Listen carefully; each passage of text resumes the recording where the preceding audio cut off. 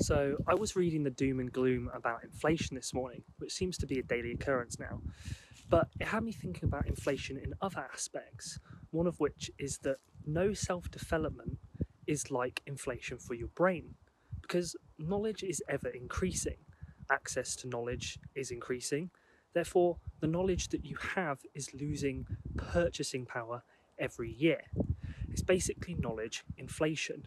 If you stack knowledge and skills, you can outlast this. I did a video about that up here. I'll link it. Therefore, to combat inflation, you need to build your knowledge and skills, work on yourself and improve your self-awareness. You need to beat inflation.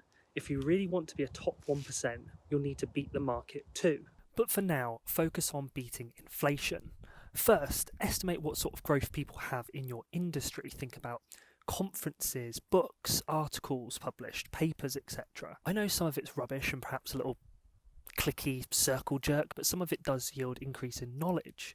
So what do you need to do in order to beat inflation?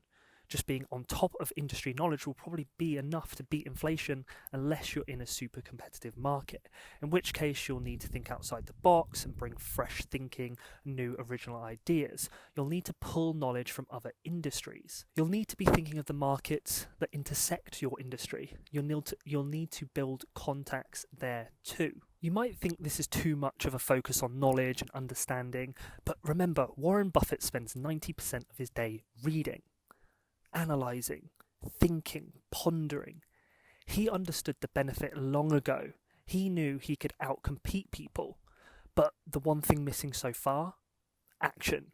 You can't just rely on an academic approach. Yes, this is about the inflation of knowledge.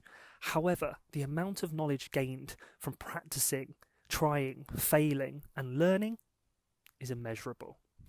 Every year you're not reading, analysing, practicing, learning is a year when tons of other people, hard-working people, competing with you in the workplace, gain a little advantage. But don't fear, it's a very small percentage, which means just an hour or so a week can put you in the top 1%.